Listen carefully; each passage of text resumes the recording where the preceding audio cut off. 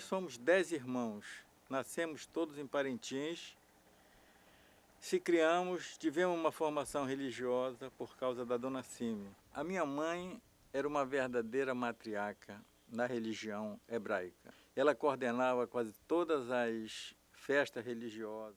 Tinha muitos judeus morando no Paraná do Ramos, um afluente do Rio Amazonas, né? Toda a região. Então, pessoas incitaram os caboclos para saquear como se judeu fosse coisa ruim. Principalmente comerciantes judeus que prosperavam. E é onde o meu pai tinha um empregado, né? Contado pelo meu pai, isso me lembro perfeitamente. Tinha um empregado e o empregado pede uma embarcação que meu pai tinha, chamavam de galeota, uma embarcação que pegava 6 toneladas, para ir a uma festa. Meu pai cedeu a embarcação de remo. Qual foi a surpresa do meu pai? 3 horas da manhã, meu pai tinha entre 18 e 20 anos, contado por ele. O empregado bateu a porta, era ele e mais 100 homens para saquear. E meu pai ficou sem nada, veio embora para Parintins. Era comerciante em Parintins e tinha bom relacionamento com a esfera fiscal. Um ano eu recebi um telefonema do diretor de fiscalização que estava vindo 2 fiscais de origem árabe, que queriam que eu providenciasse alojamento, transporte. Antes disso eu fui na casa do seu Elias Assayag, também judeu, pedi para ele que ele desse alojamento para os fiscais.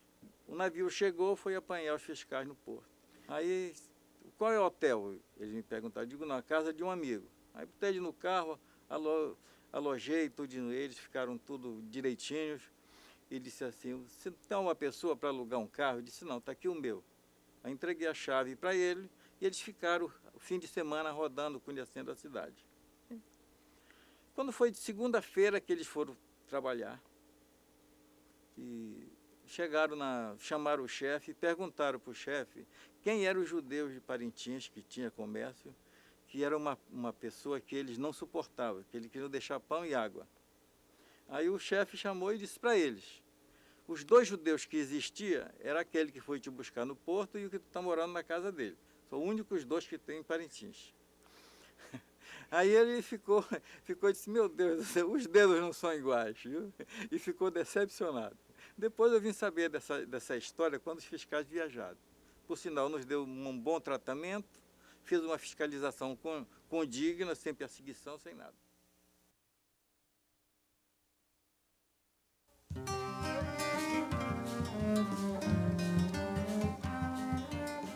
Atribui-se a Frei Cristóvão de São José o episódio da fundação do primeiro povoado, por volta do ano de 1620, que deu origem ao município de Cametá. Eu lembro claramente na minha mente que a primeira rua da cidade era o comércio. E ali era constituído de hebraicos, árabes e eu enumero mais ou menos as famílias. Elias Bemuel, Maurício Elahá, Abraão Foinquinos.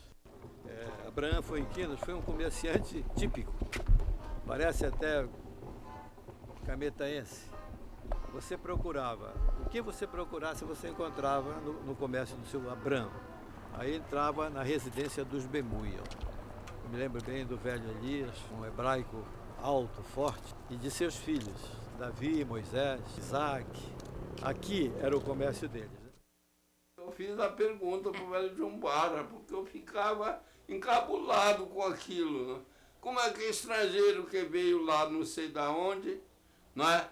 Chegava aqui, tinha o que manter a vida, e nós daqui que nascia aqui não tinha. E a resposta dele foi o seguinte, disse, olha meu filho, os estrangeiros quando querem vir de lá, as mães não querem que eles venham para não deixar ela. Então ela roga a praga na hora que ele vem. Olha, dinheiro que te persiga. E por uma parte eu até acredito, né?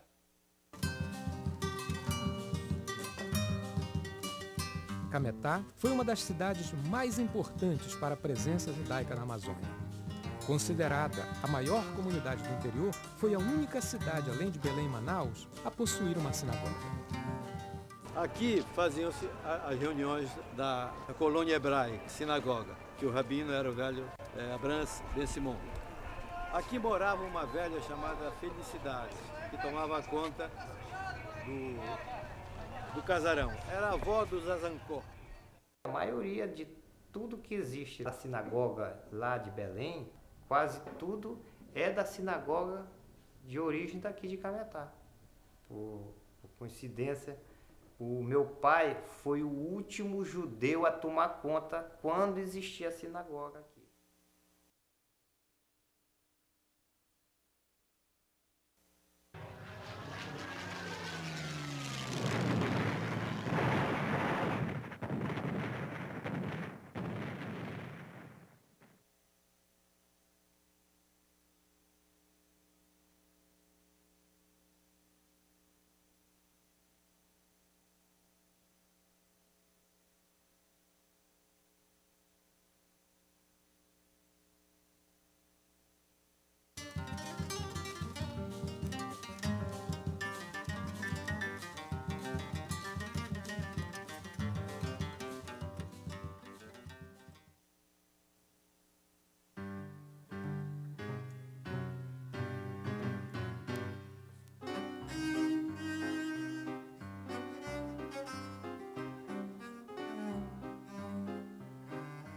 A partir de 1920, a economia da Amazônia entra em crise.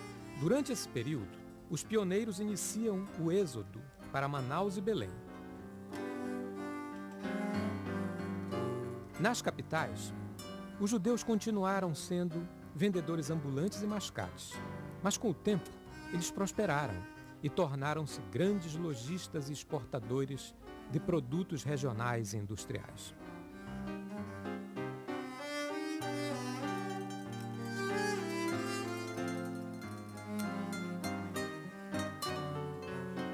Quase todos os judeus da época, da minha infância, trabalharam no interior, como regatão.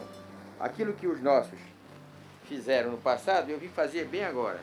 Hoje eu não compro produto, eu vendo produto. E os judeus daquela altura, para os nossos antepassados, eles compravam, eles eram compradores de produtos regionais, borracha.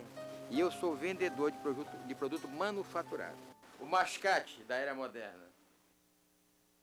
Isaac Benayon Sabá, meu pai, foi um grande judeu amazônida, neto de imigrantes marroquinos. Ele nasceu em Cametá em 1907 e em 1922 deslocou-se para Manaus, onde então começou o seu trabalho como empresário amazônida. Meu pai teve o merecimento, a zehut, de ter tido muitas carreiras de sucesso. Uma delas foi como professor universitário. Durante mais de 50 anos, ele lecionou na Universidade Federal do Amazonas, lecionou Direito, lecionou Economia. Posteriormente, criou uma matéria intitulada Introdução à Amazônia, uma matéria especialmente criada para que ele ensinasse tudo o que ele sabia sobre a Amazônia para os muitos alunos que teve. Nos anos 40, terminada a guerra, ele vendeu os negócios de borracha e aí se iniciou na indústria de distribuição de derivados de petróleo, fundando a firma IB Sabá, distribuidora de petróleo, no ano de 1948. Em 1952, ele conseguiu, do governo brasileiro, uma permissão para construir uma refinaria de petróleo em Manaus. Era um pensador profundo e sonhava em ver a Amazônia transformada no grande celeiro do mundo. Ele escreveu 107 trabalhos ao longo de toda a sua vida, mais de 50 anos de pesquisa apaixonada pela nossa região. As suas obras tinham como único tema a Amazônia, e um dos grandes desejos que ele teve e que felizmente conseguiu realizar era de recuperar o cemitério e a sepultura do seu avô na cidade de Santarém, uma vez que ele queria fazê-lo em nome do seu pai. Meu pai era um homem de fé, que manteve as tradições do judaísmo. O Comitê Israelita do Amazonas ele foi fundado em 15 de junho de 1929. Beit Yaakov foi a primeira sinagoga que nós tivemos em Manaus. Depois foi comprado um prédio próprio na Praça da Saudade, que ficou até a fusão para essa sinagoga da agora. Mas no meio disso, nós tivemos, como sempre, entre os judeus, aquelas dissidências. Se fundou uma outra sinagoga chamada Rabi Meir, ou Ribi Meir, como ele chamava, e funcionou ali na 7 de setembro. Em 1960, eles resolveram fundir as duas sinagogas. Então começou a enfraquecer, começou a ter problemas de minhã aqui, ali e tal, nas duas sinagogas. E em 62 foi inaugurado este templo, que levou o nome das duas sinagogas, Beit Yaakov, Rabi Meir.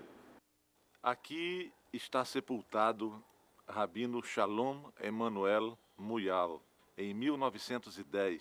Nesta época, não havia ainda cemitério israelita organizado e os sepultamentos eram feitos todos neste cemitério comunal da cidade, chamado Cemitério São João Batista.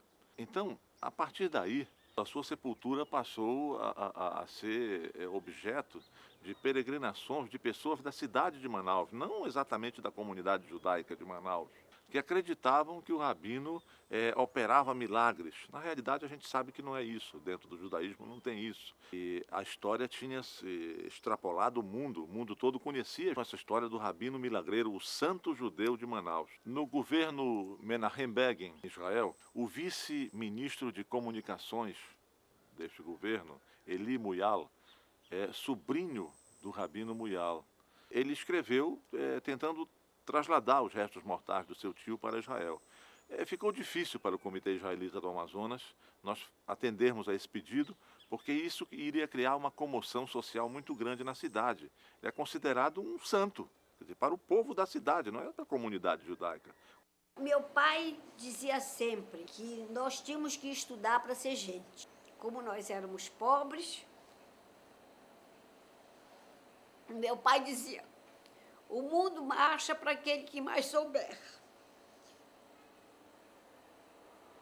Então, nós tínhamos que estudar, e muito, senão, pau neles. Foi uma pessoa que ele morreu no dia que ele quis morrer. Ele estava casando uma neta. Aí chamou o Samuel e disse: meu filho, se eu não conseguir sobreviver o dia 22, você está autorizado, como bom judeu, ele disse, você está autorizado a fazer uma festa, dançarem, pularem, fazerem o que quiserem, porque é sua única filha mulher. Então, você vai fazer isso. Então, ele estava muito doente, muito. Todo dia ele dizia para mim: minha filha, que dia é hoje? Eu dizia: dia tal. Que dia é hoje? Todo dia me perguntava, eu tal. Quando foi no dia do casamento da nora, ele virou-se para mim e disse: você não vai se vestir para o casamento? Eu falei: não, papai, eu não vou. Falou: vai sim, vai já se vestir e vá. E tem um detalhe, você vai trazer a nora vestida de noiva aqui em casa. Olha só, o velho era esperto. Que é para eu poder abençoá-la. Quando eu voltei, eu trouxe a nora e o Wilco. Aí ele disse: agora sim, agora eu estou sabendo que estão casados. Abençoou e disse: eu não permito que ninguém participe da minha morte para vocês, porque vocês estão casando, felizes, vão para a lua de mel e me esqueçam. Meu filho vai rezar por mim. E assim foi. Ele morreu no dia que quis. Aí, quando nós voltamos do casamento, ele disse: pronto, agora eu quero descansar. E ele morreu. Ele mesmo fechou os olhos dele, botou a mão aqui, traque.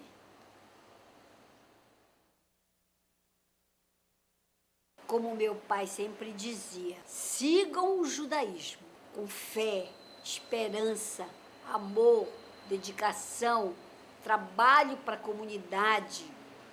Isso é importante.